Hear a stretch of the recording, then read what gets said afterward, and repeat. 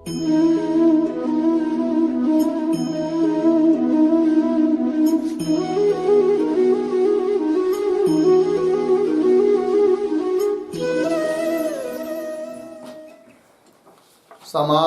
प्रकरणम। समास प्रकरण का हम लोग विचार कर रहे हैं। तो तत्पुरुष समास के अंतर्गत प्रथमा तत्पुरुष, द्वितीय तत्पुरुष आदि करके षष्ठी तत्पुरुष तक विचार हुआ। ठीक है। अब आज चलेगा सप्तमी तत्पुरुष समास। ठीक है। तो लिखिए टिप्पणी नंबर, जिस तत्पुरुष समास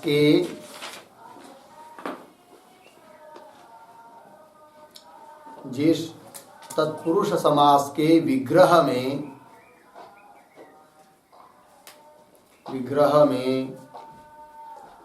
पूर्व पद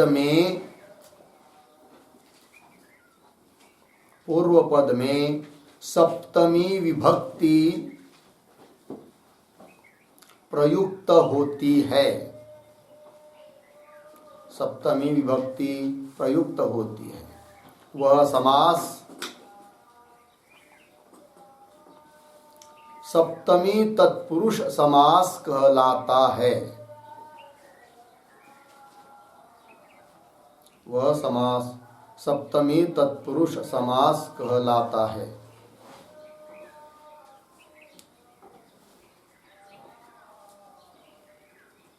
ठीक है। सरल बात है कि विग्रह करने के बाद पूर्व पद में यदि सप्तमी विभक्ति है तो वहां पर कौन सा समास समझा जाएगा? सप्तमी तत्पुरुष समास। अब उसके नियम लिखते। नंबर 1, सप्तमी विभक्त्यंत शब्दों का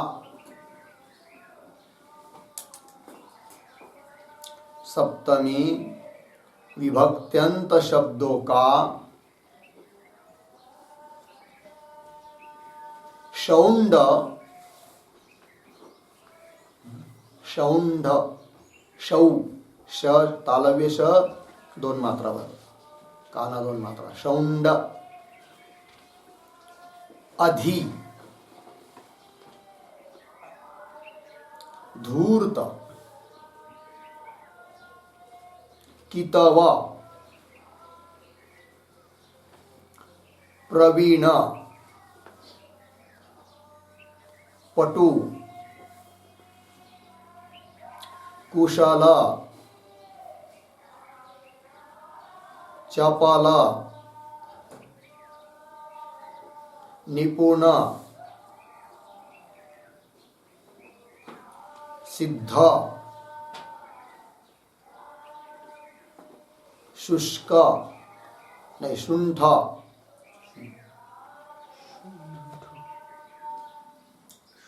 नहीं सॉरी शुष्क पक्व बंध आदि शब्दों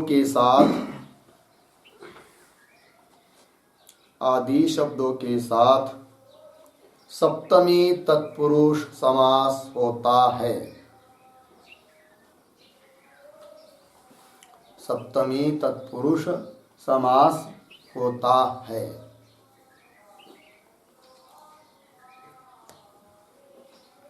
ठीक। सूत्र, सप्तमी शौंडैः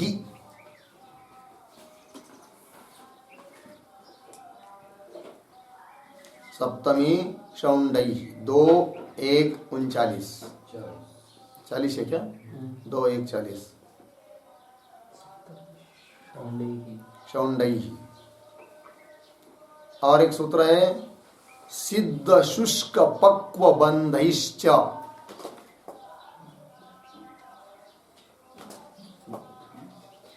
सिद्ध शुष्क पक्व बंधैश्च। सूत्र नंबर 2 1 42।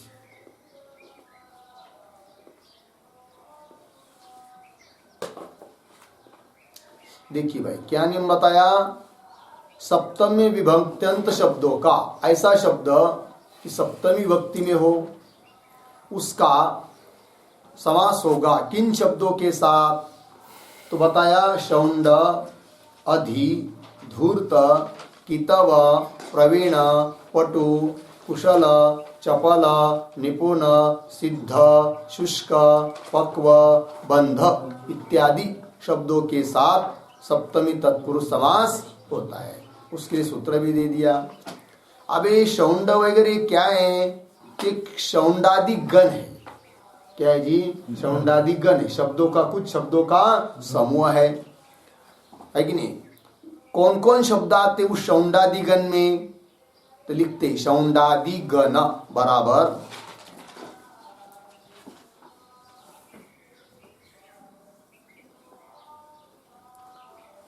शौंड, धूर्त,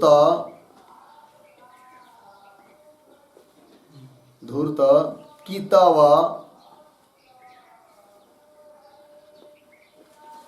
व्याड, प्रवीण, संवीत,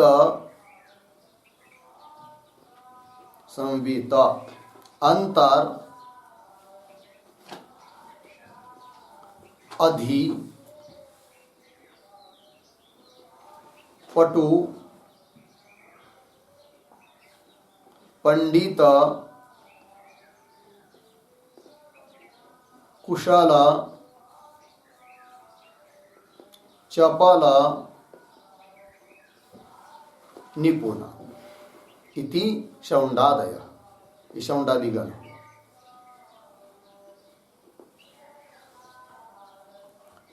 देखिए एक शब्द समास, तो देखिए समास में एक पद, दो पद होते हैं कम से कम, तो एक पद तो निश्चित है। हम लोगों को एक पद का केवल विचार करना है। तो एक पद कौन सा निश्चित है? शौंड, आदि, धूर्त आदि आदि। और एक हमको सप्तमी विभक्त्यंत कोई शब्द लेना है, दोनों का समास बन जाएगा। ठीक है, सूत्र भी लिख दिया उसके लिए। अब उदाहरण लिखते हैं। तो उदाहरण लिखेंगे नंबर 1, अक्षेषु शौंड, अक्षेषु शौंड, ये विग्रह हुआ, समास बनेगा अक्ष शौंड।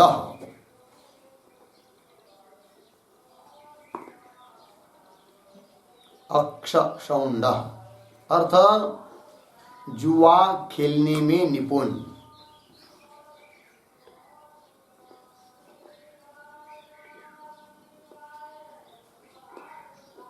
जुआ खेलने में निपुण।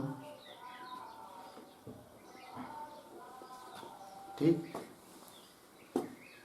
दूसरा उदाहरण, ईश्वरे अधि,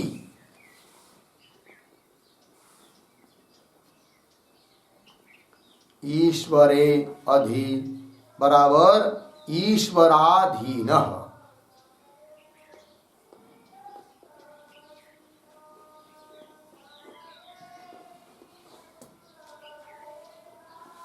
ठीक है, ईश्वराधीन, ईश्वर के अधीन, उसका अर्थ है सरल है। आगे उदाहरण, अक्षेषु धूर्तः,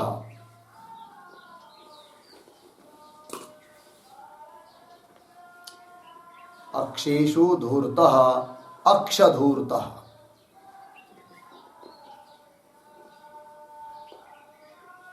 जुआ खेलने में धूर्त, चतुर।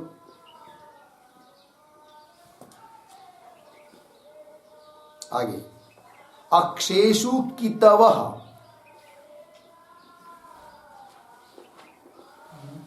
अक्षेषु कितवः बराबर अक्षकितवः। अक्षकितवः मतलब अर्थ जुआ खेलने में धूर्त किंवा कपटी। जुआ खेलने में धूर्त किंवा कपटी।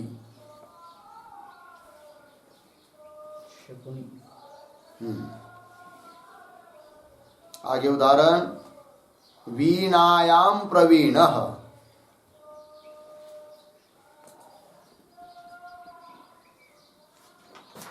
वीणायाम प्रवीण बराबर वीणा प्रवीण।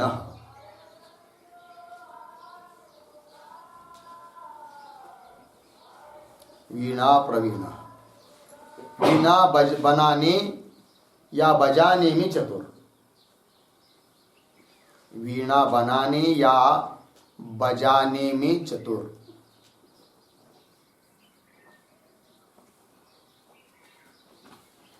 आगे वेदे पंडितः,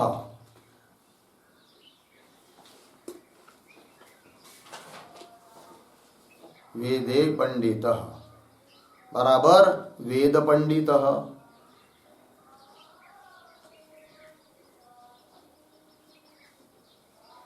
वेदों में पंडित।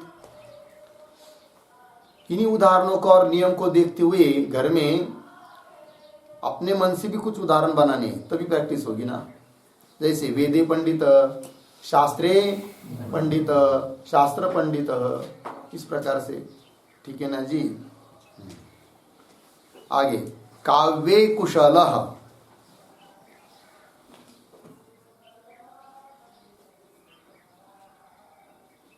काव्ये कुशलः बराबर काव्य कुशलः।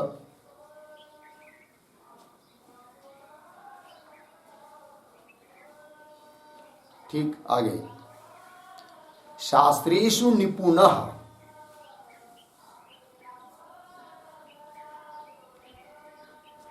शास्त्रेषु निपुणः बराबर शास्त्र निपुणः।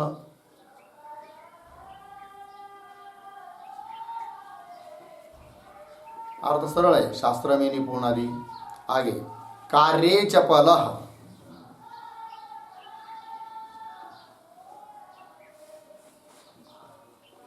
कार्य चपलः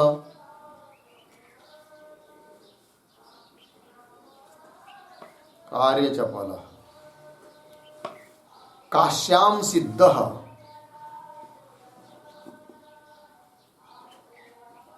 काश्याम सिद्धः काशी सिद्धः।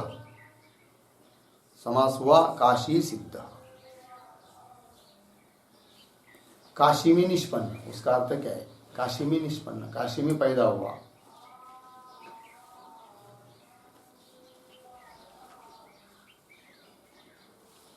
आगे आतपे शुष्कः,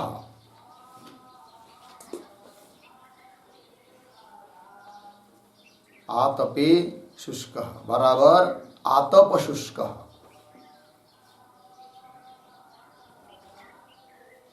आतप शुष्कः धूप में सूखा हुआ।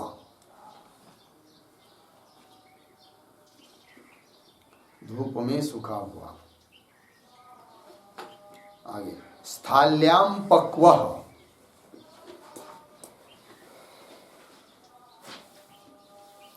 स्थाल्याम पक्व बराबर स्थाली पक्व।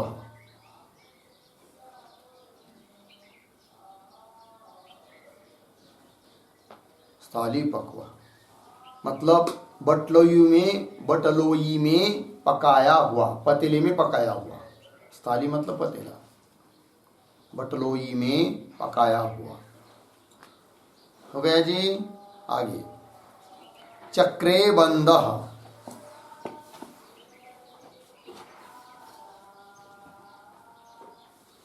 बराबर चक्रबंधः।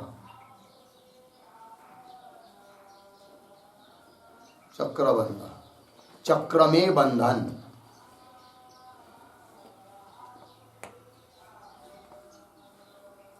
प्रेमणी धूर्तः, प्रेमणी धूर्तः बराबर प्रेम धूर्तः।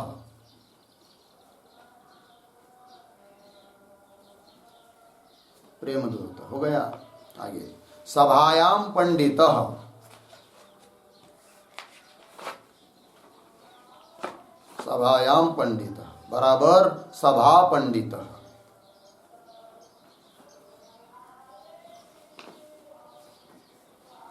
सभा पंडितः। आगे पाने शौंडः, पाने शौंडः बराबर पानशौंड,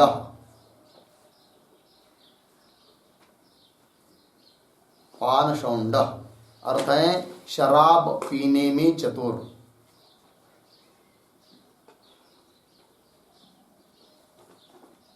शराब पीने में चतुर। और उदाहरण वाची चपलः,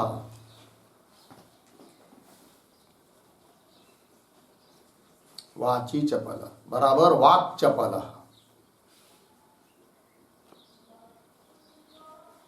वाक चपल बोलने में चपल चल।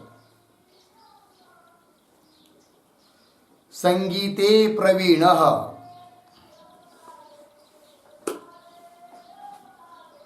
संगीते प्रवीणः बराबर संगीत प्रवीणः।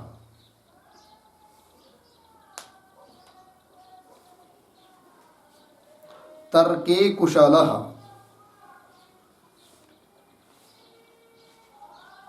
बराबर तर्क कुशलः।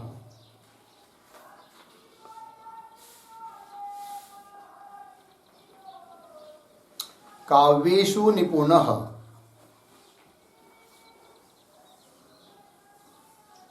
काव्य निपुणः काव्य में निपुण, काव्य करने में, काव्य पढ़ने में निपुण। व्यापारे पटुः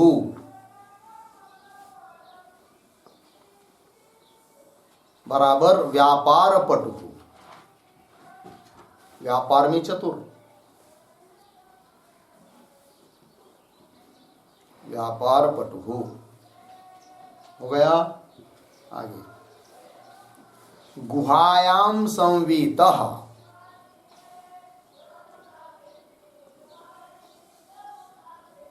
गुहायाम संवीतः बराबर गुहा संवीतः, गुहा संवीतः अर्थात गुफा में छुपा हुआ, गुफा में छुपा हुआ। आगे गृहे अंतः,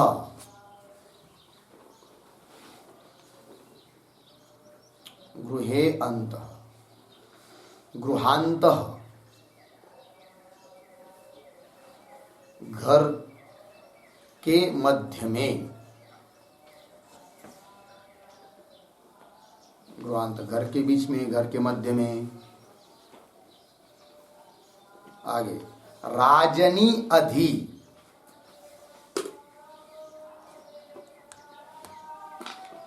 राजनी अधि बराबर राजाधीन,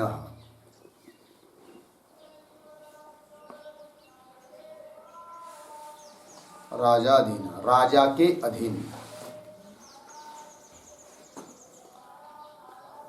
अनुवादे निपुणः,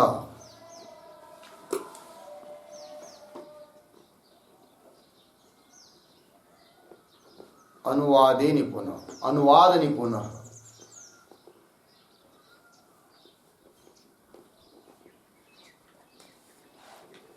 भारते सिद्धः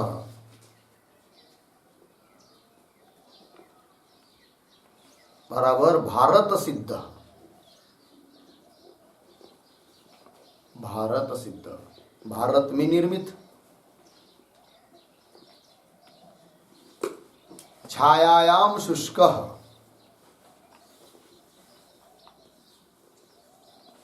छायायाम शुष्कः छाया शुष्कः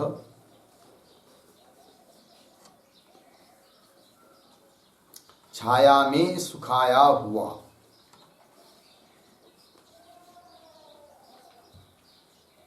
छाया में सुखाया हुआ। झालं? हो गया? चलिए भाई, बहुत सारे उदाहरण हुए। इसी प्रकार के कम से कम एक एक के दो दो तीन तीन उदाहरण बनाना चाहिए। जैसे उदाहरण आदि शब्दों को लेकर दो तीन बनाए, धूर्त को लेकर दो चार बनाए, निपुण को लेकर दो चार अपने मन से किए, तो अच्छा अभ्यास होगा। आगे का नियम,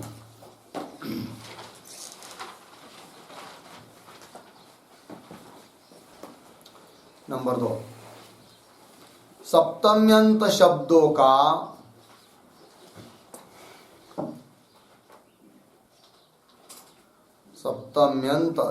का कौवेवाची शब्द के साथ, कौवे कावड़ा, कौवे वाची शब्द के साथ तत्पुरुष समास होता है। तत्पुरुष समास होता है, अर्धविराम। यदि निंदा का विषय हो तो,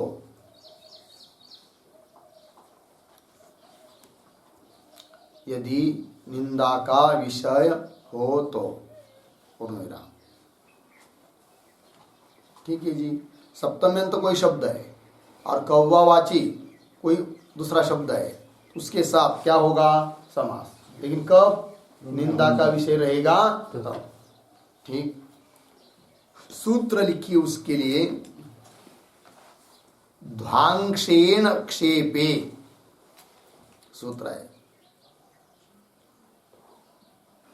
ध्वांशेन क्षेपे, 2:1:41।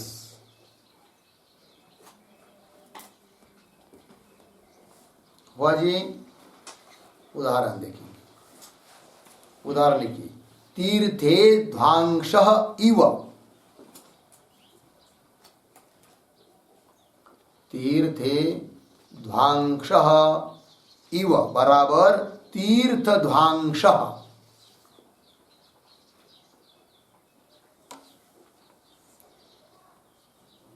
तीर्थ ध्वांशः अर्थ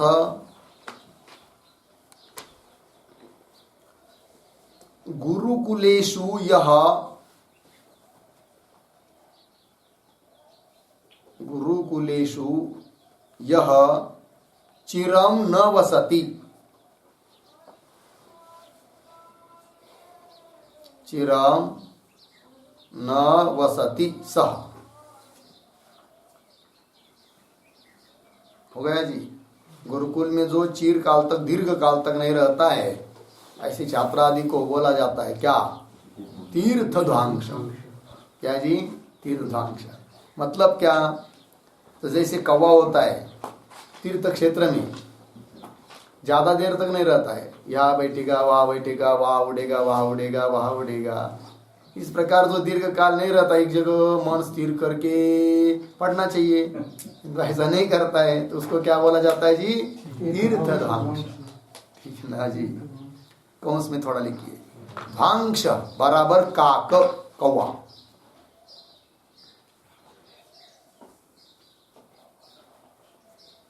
ध्वांश बराबर कौवा, काक।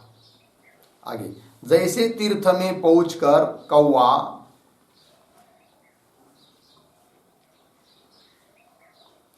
जैसे तीर्थ में पहुंचकर कौवा बहुत देर तक नहीं ठहरता, बहुत देर तक नहीं ठहरता। और ध्यान, इधर से उधर उड़ता बैठता फिरता है, इधर से उधर उड़ता बैठता फिरता है, अर्धविराम। उसी प्रकार एक स्थान पर, उसी प्रकार एक स्थान पर स्थिर न रहकर, एक स्थान पर स्थिर न रहकर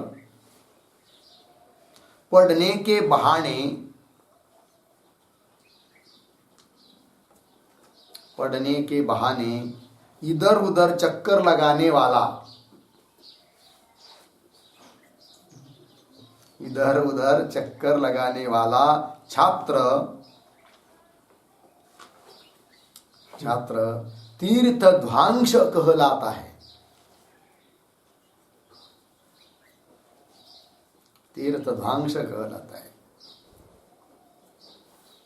पूर्ण विराम। इधर उधर फिरते रहना ही यहाँ निंदा है। इधर उधर फिरते रहना ही यहाँ निंदा है।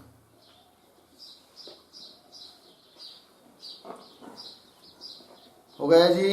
देखिए, क्योंकि बताया था ना, निंदा का विषय हो तब तो बोलेंगे यार क्या निंदा का विषय है, यही निंदा का विषय है। स्थिर एक जगह नहीं रहता, इधर उधर फिरता रहता है। ठीक है ना जी। उससे कुछ सिद्ध भी होता नहीं, कुछ हाथ नहीं लगता है। ठीक है ना। तो सप्तम्यंत पद हुआ तीर्थे और काकवाची शब्द हुआ ध्वांश, समास हुआ तीर्थे ध्वांश इव, तो सामासिक शब्द बन गया क्या, तीर्थ ध्वांश। ठीक। आगे का उदाहरण, तीर्थे काकः इव,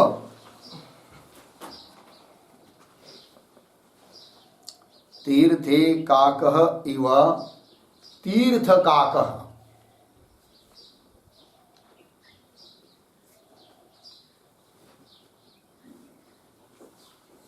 तीर्थ काकः। ठीक है, हो गया, अर्थ वही है। और उदाहरण, तीर्थे वायस इव,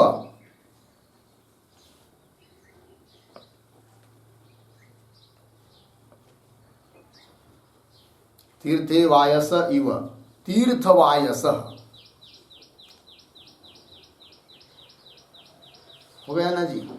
क्यों, काकवाची शब्द बताए थे, तो काकवाची शब्द ध्वांश भी है, काक भी है, वायस भी है। ठीक नहीं। अब इधर तीर्थ ही शब्द चाहिए ऐसी कोई बात नहीं है। सप्तम्यंत तो कोई पद ले सकते अपने मन से। जैसे गाँव का किसी व्यक्ति को बताना है ना, तो ग्रामे ध्वांश, ग्राम ध्वांश, ग्राम काकः। कोई व्यक्ति होता है ना गांव में भी, स्थिर नहीं रहेगा, उधर इधर इस गली से उस गली, उस गली से उस गली, इधर उधर फिरता रहेगा, कुछ काम न धाम। नहीं जी। इस प्रकार निंदा का विषय हो तो ग्राम काकः आदि शब्द का प्रयोग हो जाएगा। हो गया ना। आगे चलिए, आगे का नियम, सप्तम्यंत शब्दों का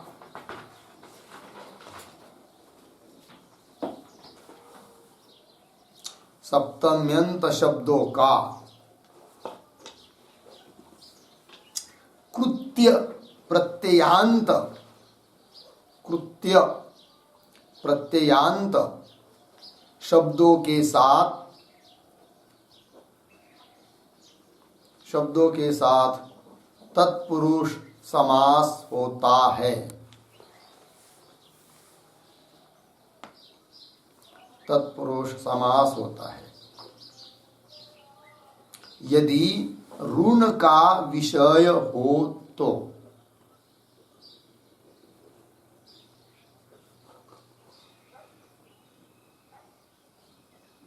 यदि ऋण का विषय हो तो। ठीक। उदाहरण, सूत्र है कृत्यैर ऋणे, कृत्यैर ऋणे।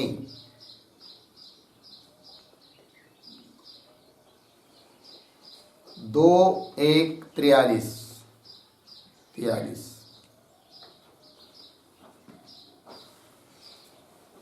ठीक है। अर्थ सप्तम्यंत शब्द है इधर, और उधर कृत्य प्रत्यांत। कृत्य एक संज्ञा है कुछ प्रत्ययों की, तो कृत्य प्रत्यांत शब्द उसके साथ तत्पुरुष समास होगा। किंतु एक शर्त दी यहाँ पर, क्या, ऋण का विषय हो तब। उदाहरण से स्पष्ट होगा। उदाहरण लिखेंगे, मासे देयम,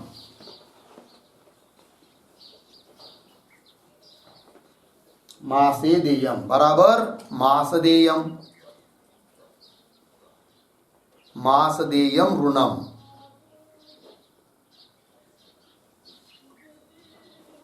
अर्थ है उसका, महीने में चुका देने योग्य ऋण। महीने में चुका देने योग्य ऋण।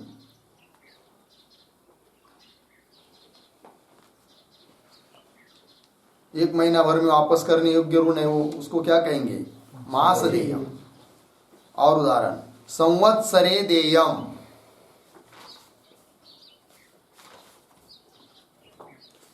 संवत्सरे देयम, क्या बनेगा? संवत्सर देयम।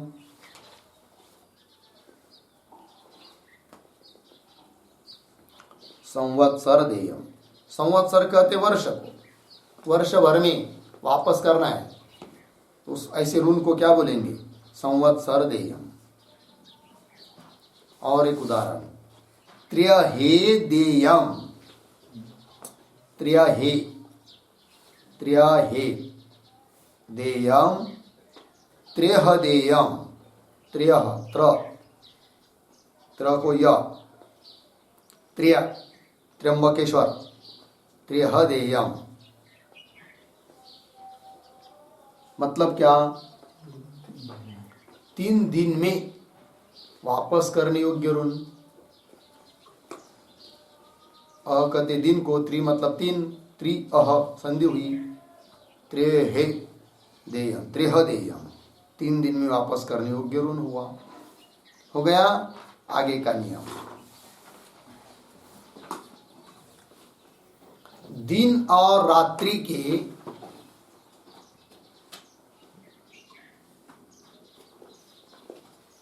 दिन और रात्रि के अवयववाची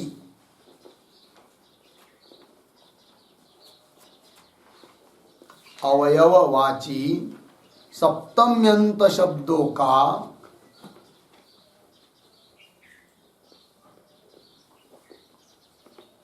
सप्तम्यंत शब्दों का त प्रत्ययांत त प्रत्ययांत शब्दों के साथ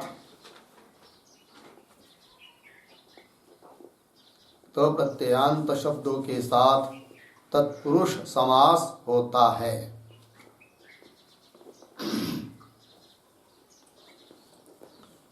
तत्पुरुष समास होता है। ठीक, अर्थ देखिए भाई, दिन और रात्र इनके अवयववाची पार्टवाची ऐसा जो सप्तम्यंत शब्द उसका त प्रत्यांत शब्दों के साथ समास बनेगा, तत्पुरुष समास। उदाहरण, सूत्र लिखिए। सूत्र, तेना हो रात्रावयवाः, तेना, ना के बाद अवग्रह, तेना हो रात्रावयवाः।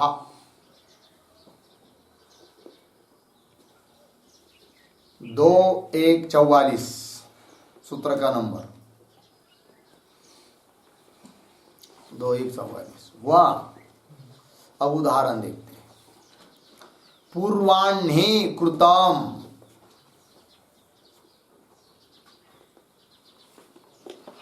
पूर्वाह्ने कृतम बराबर पूर्वाह्न कृतम,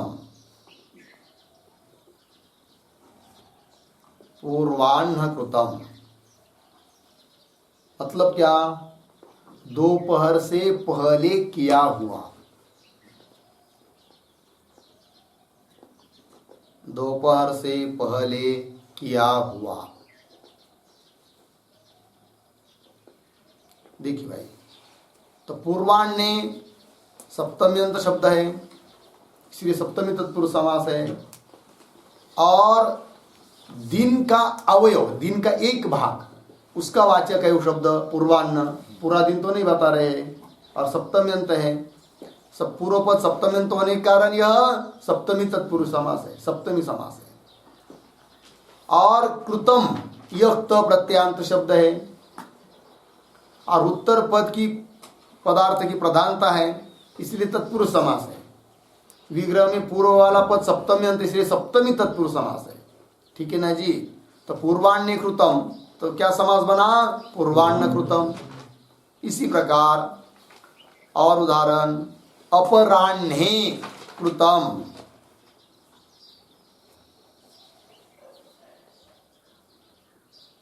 अपराह्ने कृतम बराबर अपराह्न कृतम,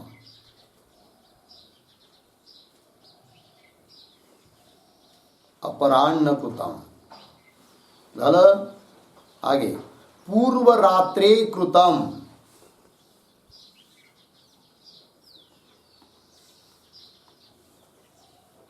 पूर्व रात्रे कृतम बराबर पूर्व रात्र कृतम।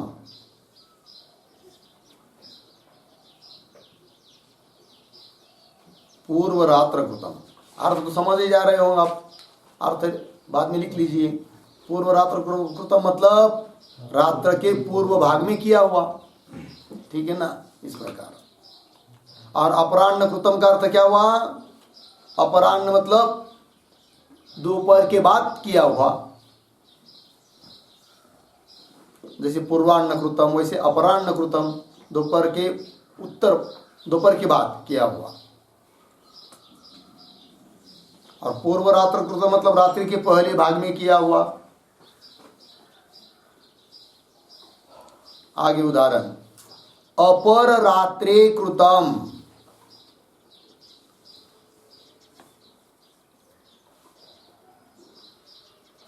समास बनेगा अपर रात्र कृतम। अपर रात्र कृतम उत्तर रात्र में किया हुआ, रात के बाद, आधी रात के बाद में किया हुआ। 4 उदाहरण हुए और देंगे, इसलिए उदाहरण देंगे कि जैसे ऊपर कृतम मतलब कृत शब्द के साथ समास बनेंगे, बात नहीं, तब प्रत्ययांतर, तो इस कृत हुआ वैसा पठित भी होगा। तो समास लिखिए उदाहरण, मध्याह्ने पठितम,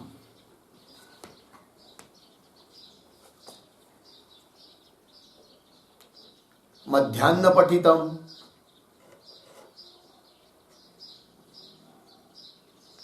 अर्थ क्या हुआ? दोपहर में पढ़ा हुआ, मध्याह्न कहते दोपहर को।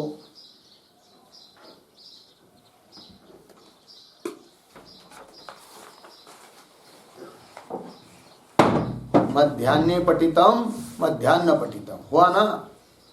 आगे, पूर्व रात्रे भुक्तम,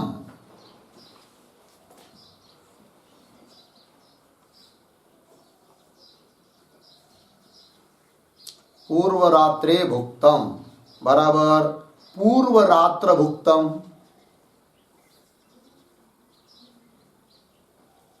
रात्रि के पूर्व भाग में खाया हुआ।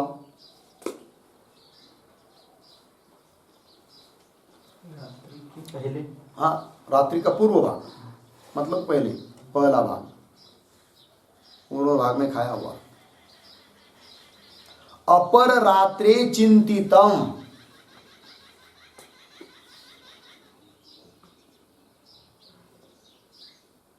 अपर रात्रे चिंतितम बराबर अपर रात्र चिंतितम।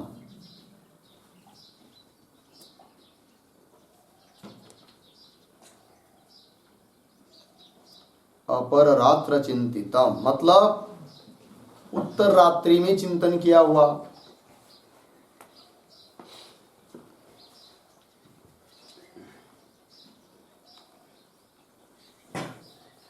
और मध्य रात्रे पीतम, मध्य रात्रे पीतम बराबर मध्यरात्र पीतम।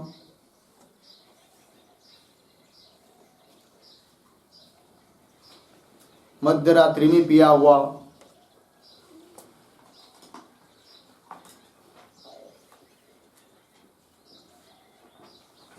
ठीक। अरे संध्यायाम गर्जितम,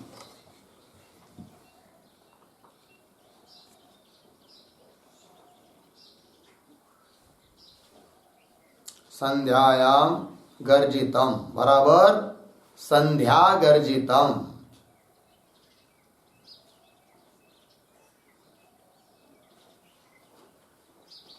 संध्या गर्जितम मतलब संध्या काल में गर्जना किया हुआ।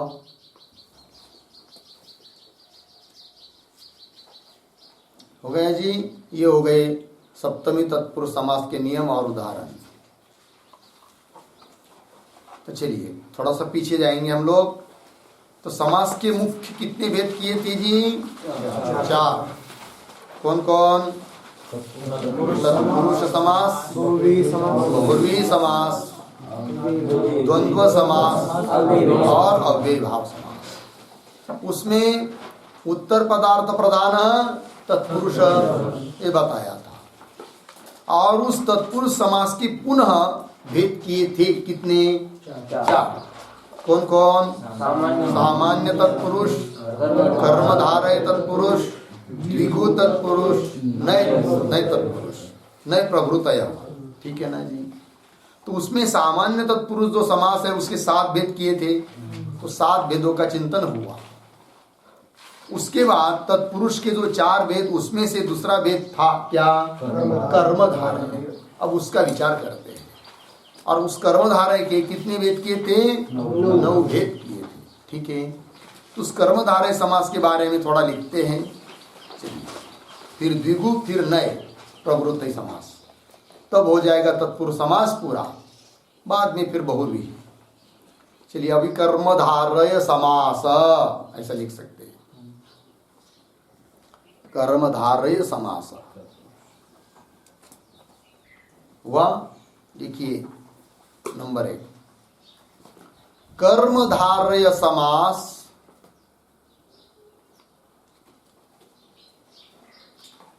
कर्मधारय समास तत्पुरुष समास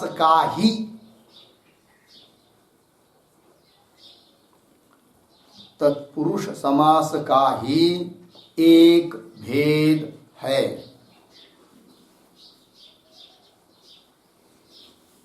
एक भेद है वह पूर्ण विग्रह। जिस तत्पुरुष समास के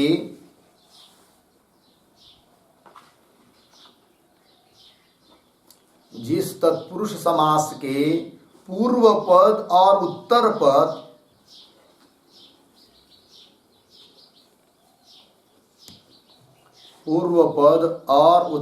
पद दोनों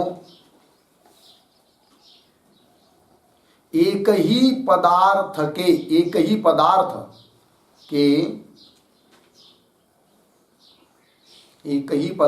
के कंस में लिखे वस्तु के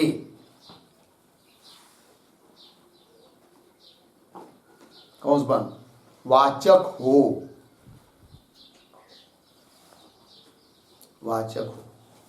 वह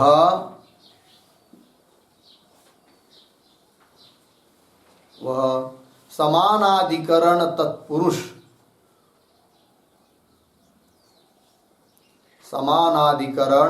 तत्पुरुष कहलाता है।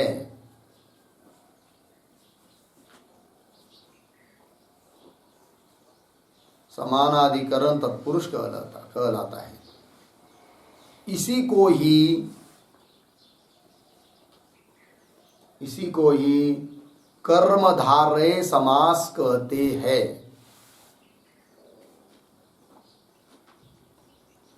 इसी को ही कर्मधारय समास कहते हैं। ठीक, अर्थ देखिए।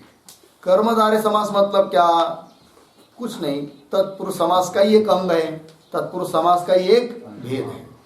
लेकिन तत्पुरुष समास में से किस प्रकार का समास को आप कर्मधारय नाम देंगे?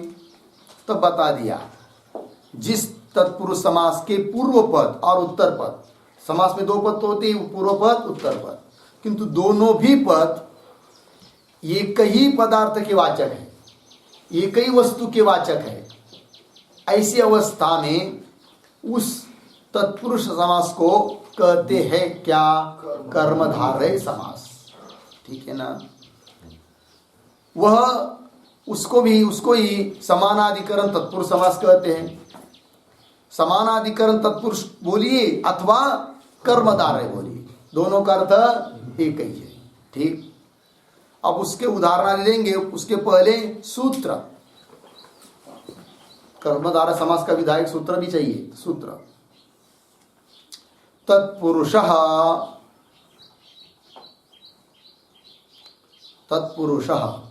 समानाधिकरणः कर्मधारयः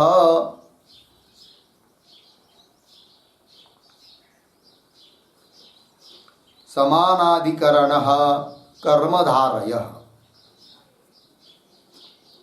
1, 2, 42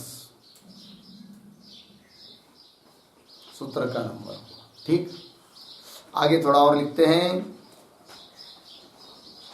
समानाधिकरण का अर्थ है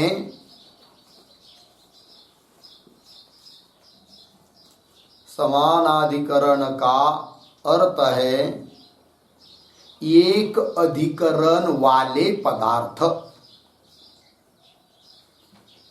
एक अधिकरण वाले पदार्थ।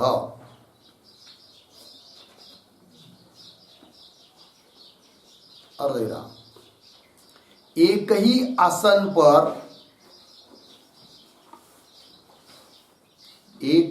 आसन पर बैठे दो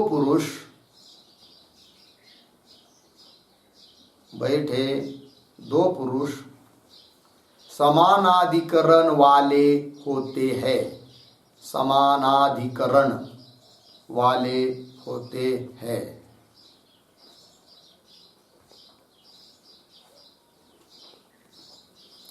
पूर्ण विराम। और भिन्न भिन्न आसनों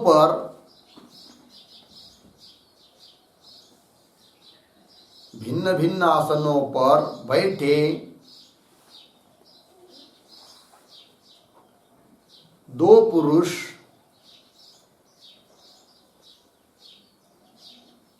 पुरुष व्यधिकरण कहे जाते हैं।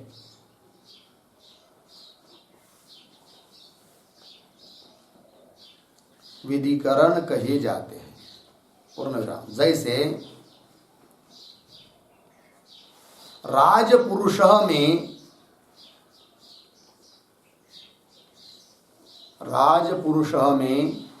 राजा और पुरुष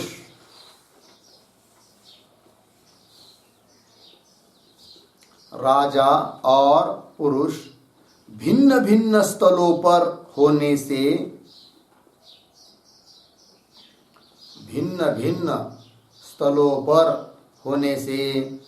ये व्यधिकरण समास में रखे जाते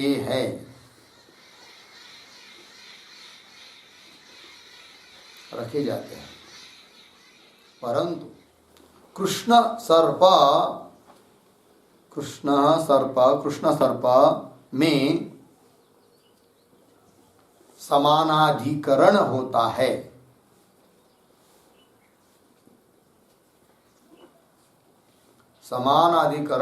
है। अर्धविराम। विधिकरण नहीं।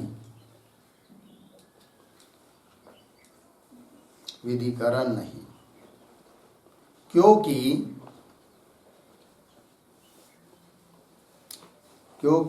कृष्णत्व सदा ही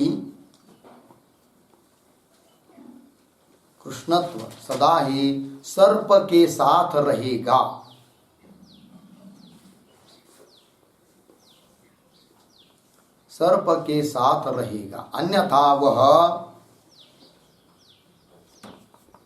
अन्यथा वह कृष्ण सर्प न कहा जाएगा।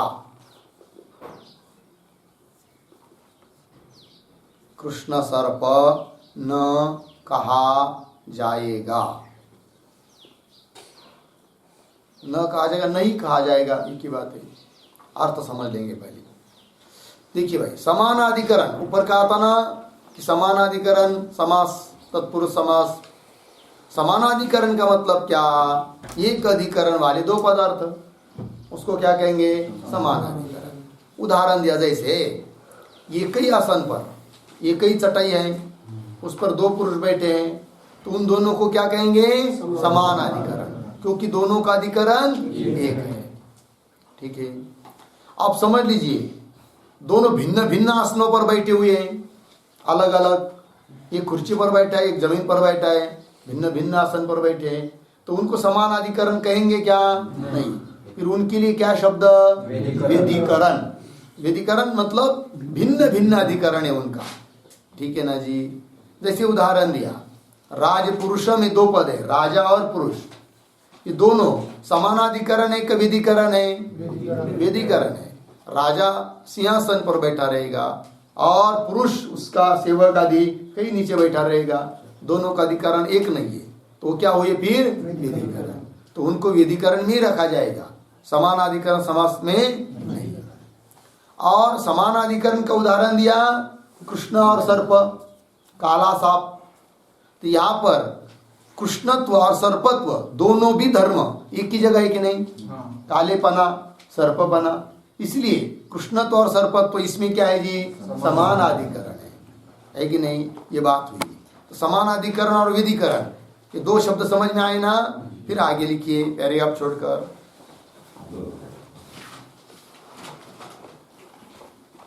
अतः ऐसा समास, अतः ऐसा समास जिसमें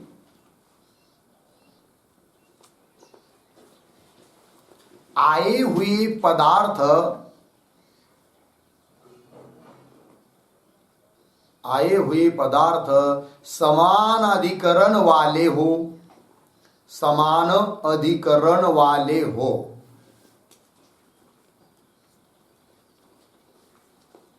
वाले हो, पूर्ण विराम, इसको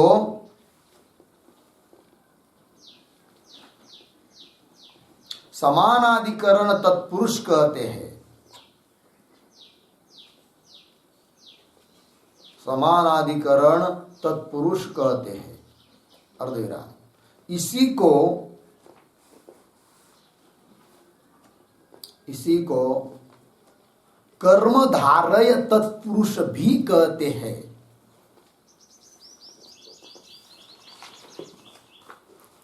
कर्मधारय तत्पुरुष भी कहते हैं, क्योंकि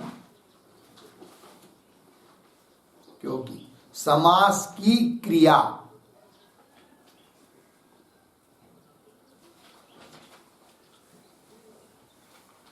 समास की क्रिया समास में आए हुए,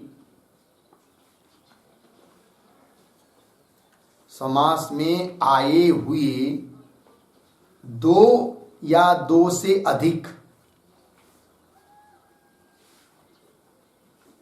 दो या दो से अधिक सभी पदार्थों को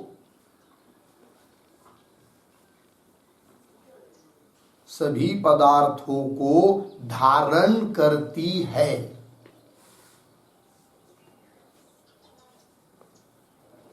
सभी पदार्थों को धारण करती है। अतः एव इसे कर्मधारय कहा जाता है। अतएव इसे कर्मधारय कहा जाता है। ठीक, देखिए भाई उदाहरण से स्पष्ट होगा, किंतु देखिए क्या लिखा कि ऐसा समास जिसमें, इस समास में आए हुए पदार्थ समान अधिकरण वाले हो, इसलिए इसको क्या कहते हैं, समान अधिकरण तत्पुरुष समास कहते हैं। इसी को कर्मधारय कहते हैं। अब इसको कर्मधारय क्यों कहते हैं, इसको समझना है। तो एक बात तो समझ में आ गई हम लोगों को, समान अधिकरण क्यों कहते हैं। अब समझना क्या इसको कर्मधारय क्यों कहते हैं। तो लिखा क्योंकि समास की क्रिया, जो भी क्रिया है वो क्रिया क्या करती है, समास में आए हुए दो या दो से अधिक जितने भी है सभी पदार्थों को धारण करती है, इसलिए इसको क्या कहते हैं जी, कर्मधारय समास। विधिकरण में ऐसा नहीं होता है कि नहीं, समानाधिकरण समास में ऐसा होता है। क्रिया समास में आए हुए दो या दो से अधिक सभी पदार्थों को क्या करती है, धारण करती है। मतलब कैसे, समझ में नहीं आ रहा है तो उदाहरण से स्पष्ट करते हैं। जैसे यथा कृष्ण सर्प अपसरति,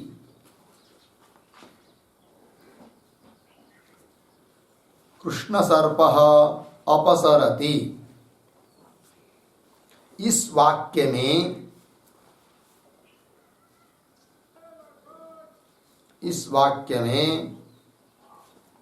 अपसरण क्रिया के साथ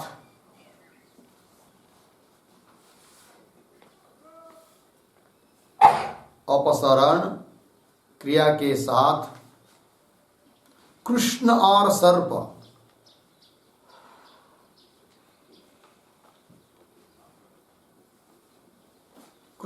सर्प दोनों ही रहते हैं।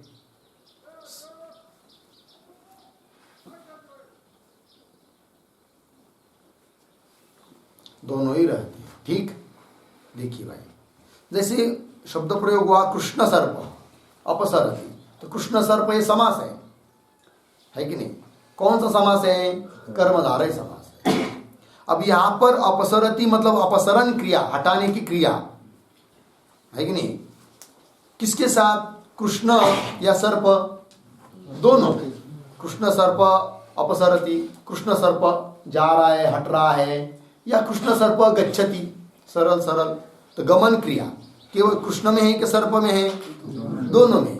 तो क्रिया दोनों को धारण कर रही है ना, इसलिए इसको कहते हैं क्या? कर्मधारय समास। इसी को कहते समानाधिकरण तत्पुरुष समास, है कि नहीं? अब व्यधिकरण समास में ऐसा नहीं होता है। उदाहरण तो लिखते हैं आगे, परंतु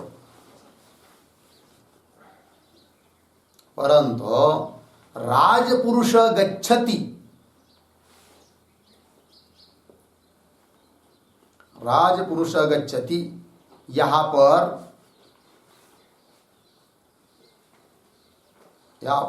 गमन क्रिया के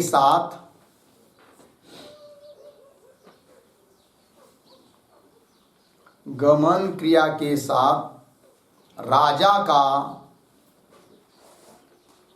राजा का सदा रहना आवश्यक नहीं है। सदा रहना आवश्यक नहीं है। अतः इसे कर्मधारय नहीं कह सकते। कर्मधारय नहीं कह सकते हैं।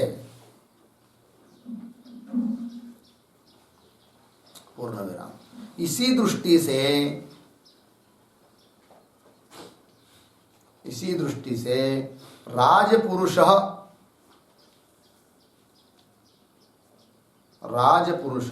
व्यधिकरण तत्पुरुष समास है। व्यधिकरण तत्पुरुष समास है।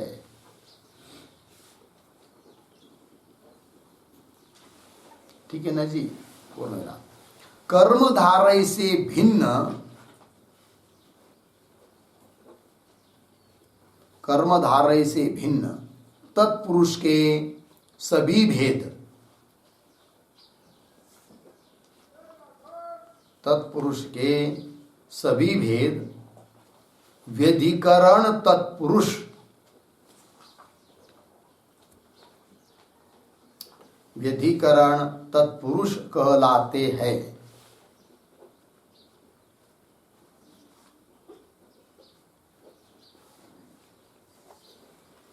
ठीक है जी? हाँ, कर्मधारय से भिन्न तत्पुरुष के सभी भेद व्यधिकरण तत्पुरुष कहलाते हैं। पूर्ण विराम। और कृष्ण सर्प यह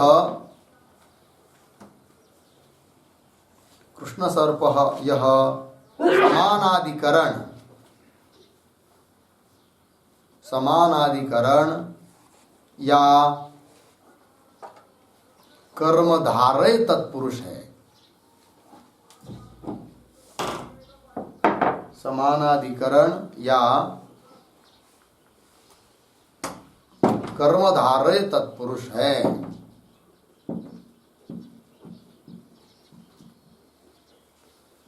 हो गया जी? देखिए भाई अर्थ तो कह दिया, परंतु राजपुरुष गच्छति प्रयोग कर दिया। तो राजपुरुष गच्छति यहां पर जो गम धातु का अर्थ गमन क्रिया है, वो गमन क्रिया राजा में हो रही है कि पुरुष में हो रही है? पुरुष में हो रही है। एक साथ दोनों में होने की आवश्यक नहीं है कि नहीं? इसीलिए वो जो गमन क्रिया है दोनों को धारण कर रही है क्या? नहीं। इसलिए इसको क्या नहीं कहेंगे?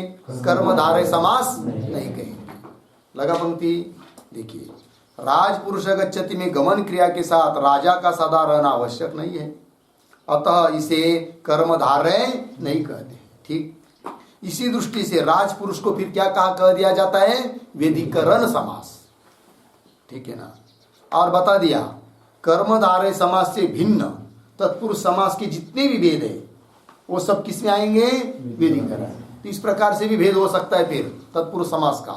तत्पुरुष समास उसके दो भेद, समानाधिकरण तत्पुरुष समास, वेदिकरण तत्पुरुष समास। अब उस समानाधिकरण तत्पुरुष समास में कौन आएगा? कर्मधारय। फिर उस कर्मधारय के कितने भेद? 9 भेद बताए थे ना। और तत्पुरुष समास के 2 भेद की, फिर समानाधिकरण तत्पुरुष समास और वेदिकरण तत्पुरुष समास। फिर वेदिकरण तत्पुरुष समास के अंतर्गत बाकी सब भेद, सामान्य तत्पुरुष, नए प्रवृत्ति, वो सब गया ना, वो सभी भेद उसमें आ जाते हैं। ठीक है जी। तो चलिए, तो कर्मधारय ये नाम क्यों पड़ा ये भी बात पता चल गई, हो गया। अब आगे का वाक्य लिखिए, मेरी आप छोड़कर। कर्मधारय के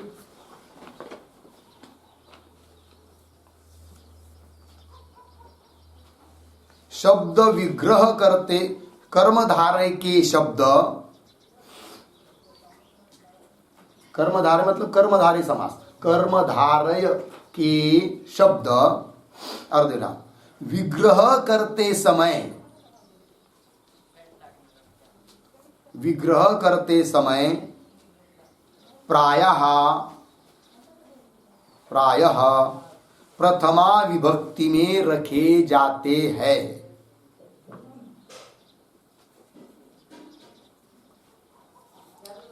प्रथमा विभक्ति में रखे जाते हैं, पूर्ण विराम।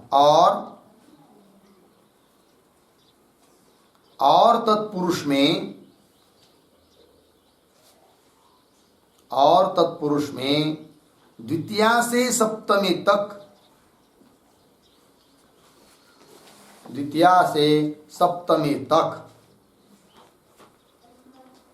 विभक्तियां आती है।